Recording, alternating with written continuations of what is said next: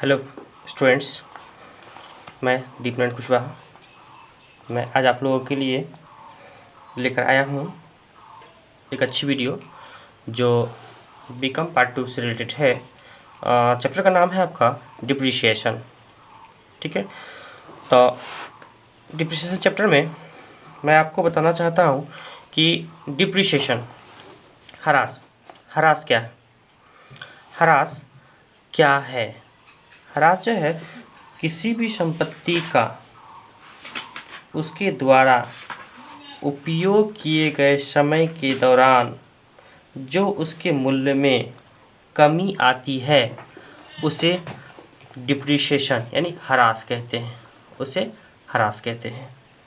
तो हरास किस प्रकार के संपत्तियों पर लगते हैं?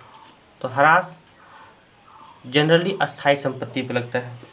अस्थायी संपत्ति जैसे प्लांट, मशीन, भवन, फर्नीचर इत्यादि, ऐसे संपत्तियों पे डिप्रिशिएशन यानी हरास लगाया जाता है। और ये हरास जो है निरंतर जब तक संपत्ति का जीवन काल है तब तक लगाया जाता है।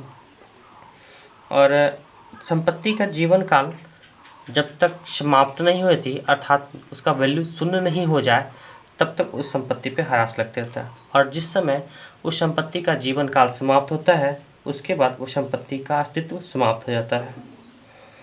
चलो ठीक है, अब है क्या, संपत्ति के मूल्य में हरास होने के कौन कौन से कारण हैं?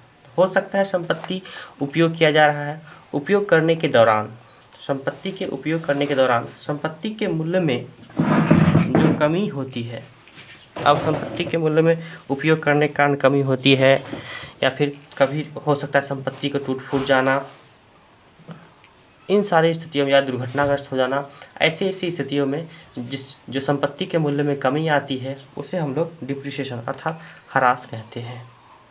चलो ठीक है, तो हरास लगाने के कुछ पद्धतियां हैं। तो हरास लगाने की कुल 11 पद्धति है। 11 पद्धति में तो मैं आपको सारी पद्धति नहीं पढ़ाऊँगा, इसमें कुछ पद्धति है जो मैं आप लोगों को पढ़ाऊँगा। जैसे है फिक्स इंस्टॉलमेंट मेथड, अस्थायी किस्त पद्धति। दूसरा है डिमिनिशिंग बैलेंस मेथड, क्रमांकन हरास पद्धति। तीसरा है एन्युटी मेथड, वार्षिकी विधि। चौथा है डिप्रिशिएशन फंड मेथड, हरास कोष पद्धति। उसके बाद है इंश्योरेंस पॉलिसी मेथड, बीमा पॉलिसी पद्धति। कुल इतने पद्धति से हरास लगाया था। इसमें और भी कुछ पद्धति है जो मैं आप लोग को बता देता हूँ। एक और पद्धति इसमें लिख देते हैं आपको। यह है आपका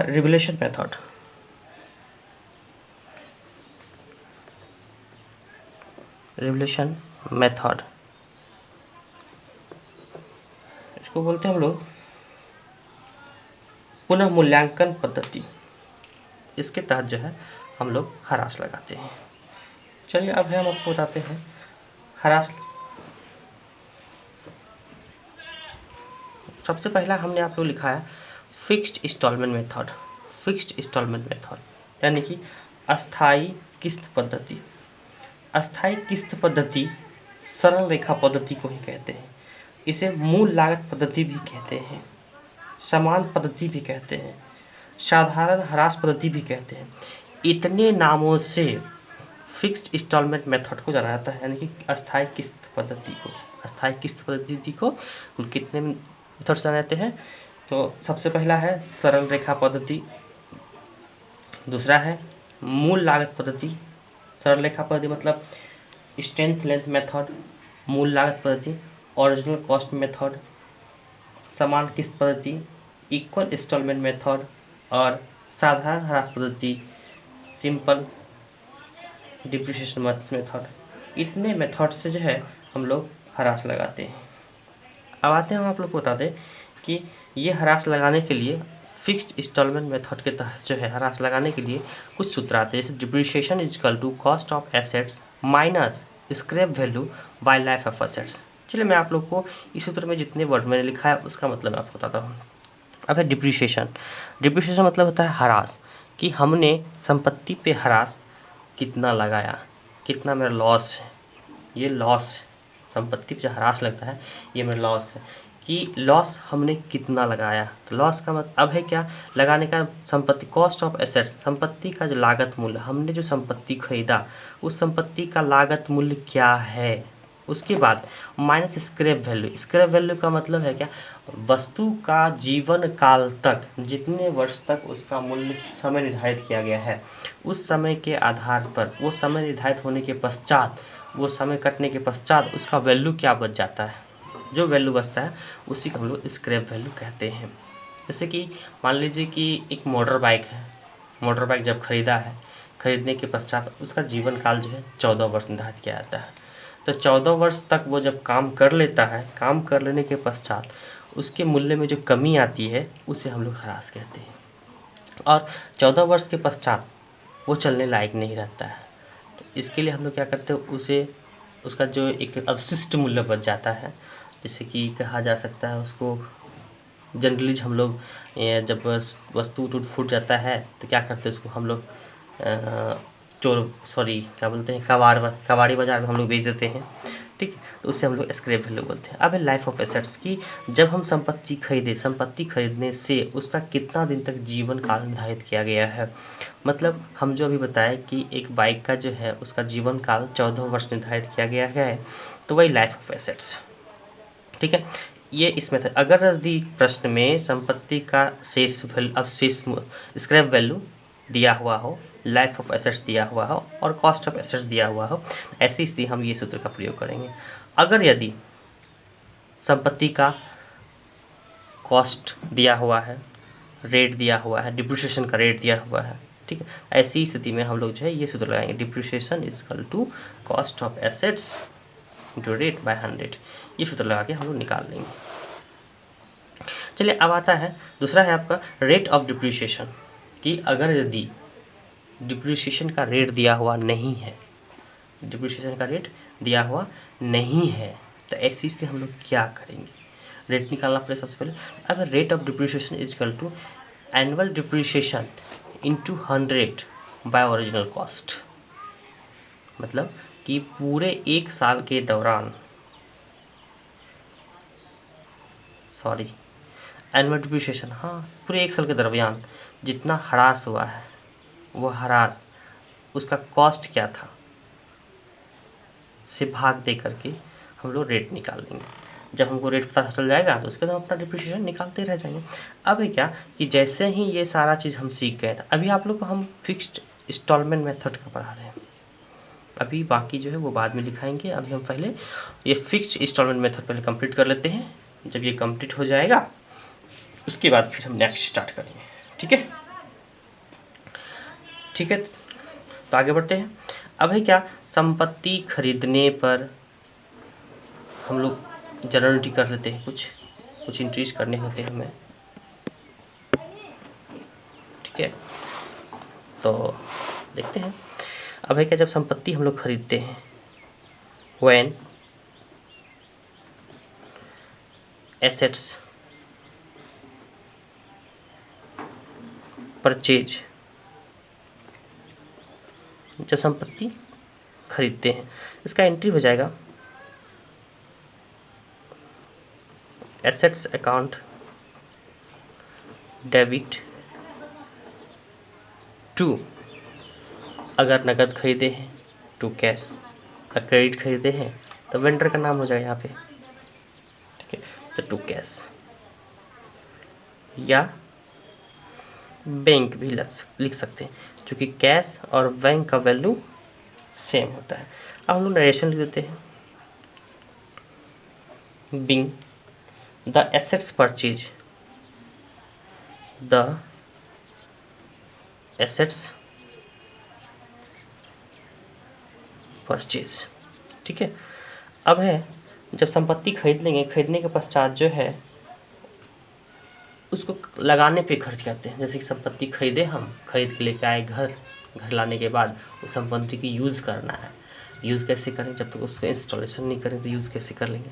तो अब एक उसको इंस्टॉलेशन करने में जो खर्च होता है उसके लिए भी यही एंट्री था, क्योंकि वो लागत जो है संपत्ति पे जाता है, इसलिए हम लोग जो है assets account debit to cash account ही एंट्री कर देंगे when assets installation.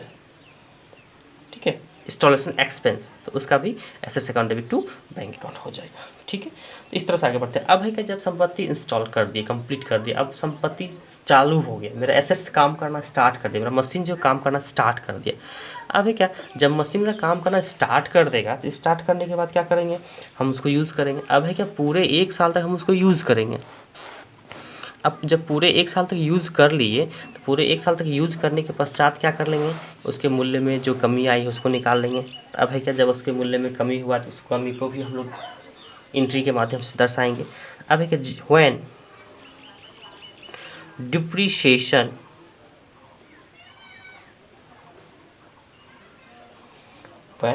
Depreciation charge, ठीक है, जब संपत्ति पर ह्रास लगाई जाती है तो इसका एंट्री हो जाएगा depreciation account debit to assets account.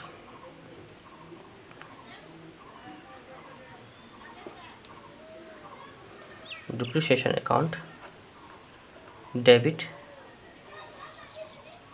To assets account, assets account being depreciation charge, depreciation on assets,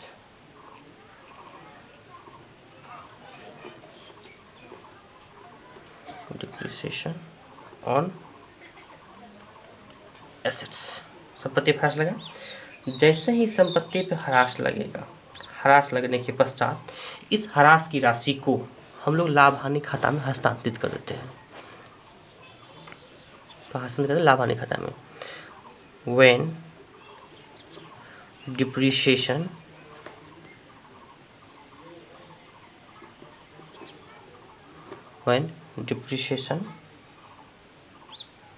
transfer to depreciation amount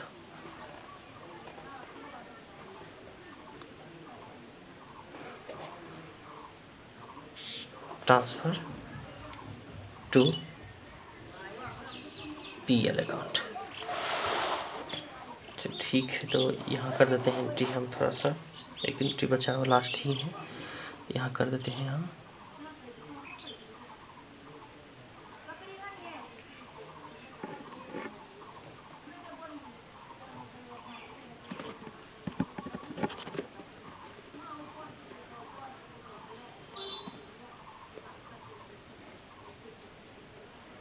चलो ठीक है, इसका एंट्री हो जाएगा profit and loss account debit to assets account.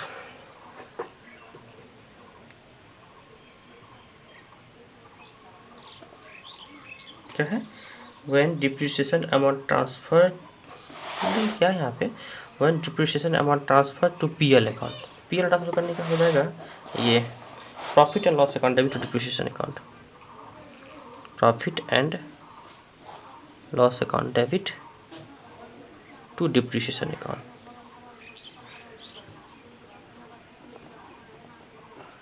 ठीक है, नरेशन में ही हो जाएगा depreciation amount transfer to PL account. चलिए अब मैं आप लोग को जो है ना ये एंट्री सिखा दी।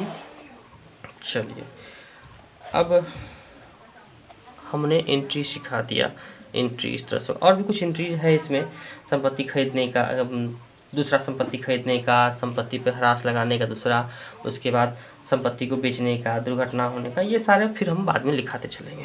ठीक है, चलिए मैं सबसे पहले आप लोग को बताता हूँ अब कि ये जो डिप्रिसिएशन लगाए हैं हम लोग, ये जो हम लोग डिप्रिसिएशन लगाए हैं, डिप्रिसिएशन, अब है कि डिप्रिसिएशन का क्या क्या लाभ है, क्या क्या हानि है, या फिर डिप्रिसिएशन के दौरान कौन कौन सी बातों पे ध्यान देनी है, ये भी इम्पोर्टेंट है, इसको भी जानना जरूरी है। चलिए मैं आपको बताता हूँ कि सबसे पहले ध्यान देने वाली ये कौन कौन सी है, कि ध्यान देना है कि ये जो फिक्स्ड इंस्टॉलमेंट मेथड है, अस्थाई किस्त पद्धति, अस्थाई किस्त पद्धति में किन किन बातों पर ध्यान देना है। तो अस्थाई किस्त पद्धति में प्रत्येक वर्ष की ह्रास की राशि समान होनी चाहिए। ये जो है हम लोग का फिक्स इंस्टॉलमेंट मेथड, इसके तहत जो है प्रत्येक वर्ष की ह्रास की राशि समान होनी चाहिए। ठीक है। उसके बाद है किसी भी वर्ष में संपत्ति की मरम्मत पर जो खर्च होता है वो खर्च की राशि और ह्रास की राशि दोनों जुट जाता है। मतलब जितना ह्रास लगा वो और जो खर्च हुआ वो दोनों जुट कर ही डिप्रेशन बन जाता है। अब है क्या, संपत्ति का जीवन काल समाप्त हो जाने के पश्चात उसका पुस्तकीय मूल्य यानी कॉस्ट ऑफ एसेट्स शून्य हो जाएगा, जीरो हो जाएगा। ठीक है। उसके बाद यदि ये डिप्रिसिएशन ह्रास अगर वार्षिक बोला है, अगर ह्रास वार्षिक बोला है तो ऐसी स्थिति पे हम लोग महीने पर भी ध्यान देंगे, मंथ। यानी कि मशीन खरीदे हम लोग अगस्त में, और देखिए मशीन हम लोग खरीदे कब, ठीक है, अगस्त में हम लोग मशीन खरीदे हैं, अगस्त से लेकर दिसंबर तक, ठीक, अगस्त से लेकर के दिसंबर तक। ठीक है, इतने दिन तक मशीन काम किया तो कितना हो गया, अगस्त, सितंबर, अक्टूबर, नवंबर, दिसंबर, 5 महीना। ठीक है, 5 महीना हो गया। इन 5 महीने का ही ह्रास हम लोग निकालेंगे, उससे ज़्यादा का नहीं निकालेंगे। ठीक है, तो अब हम आगे बढ़ते हैं। अब है क्या, अस्थायी किस्त पद्धति के कौन कौन से दोष हैं। ठीक, सबसे पहले दोष से पहले हम आपको जो है ना गुण बताते हैं, इसका कौन कौन से गुण है। चलिए ठीक है, बताते हैं हम आपको।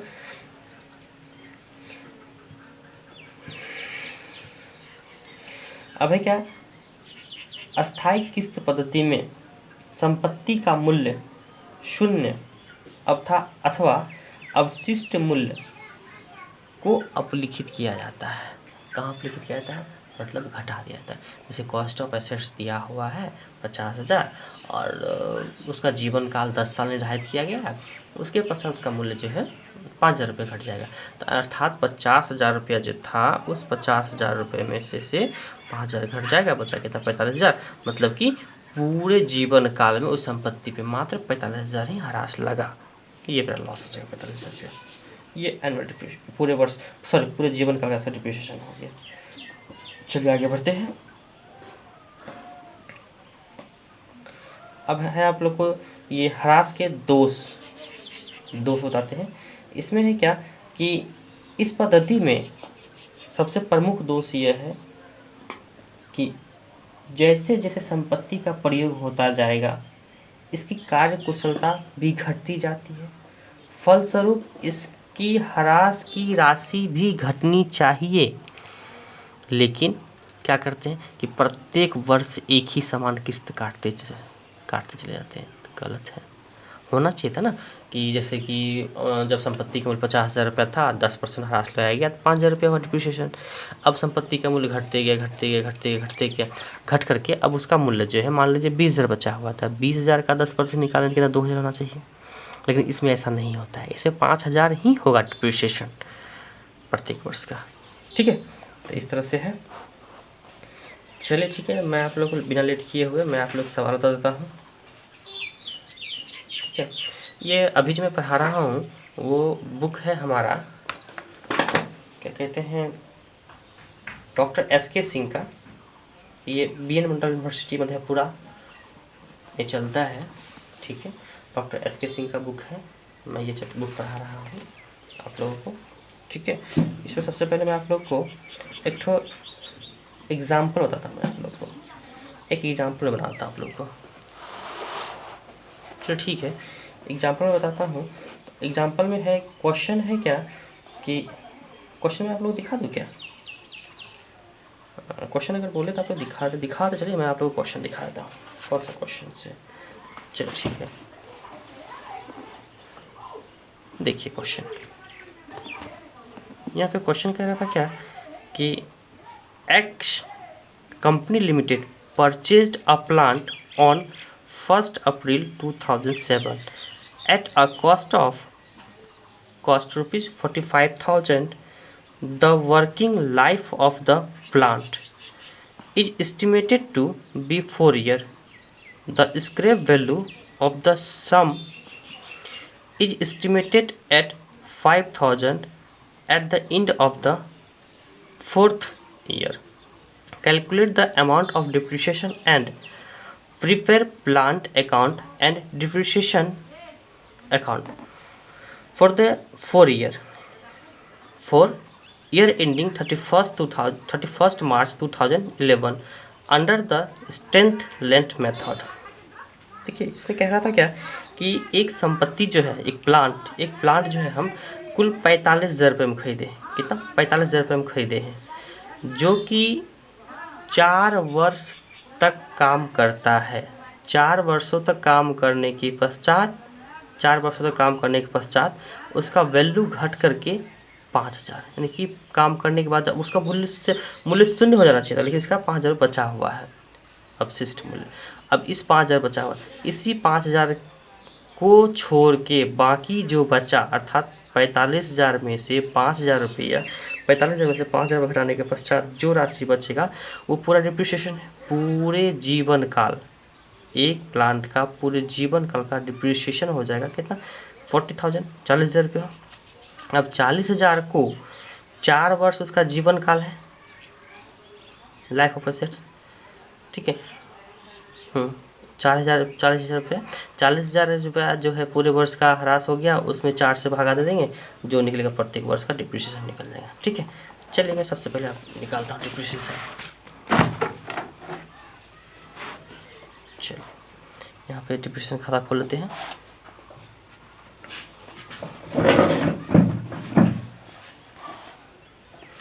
यहाँ हम जो है डिप्रिसिएशन का खाता खोलते हैं।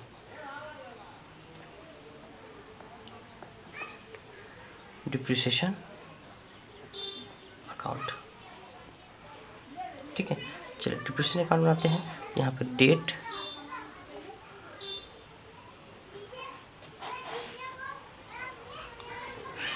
पार्टिकुलर्स,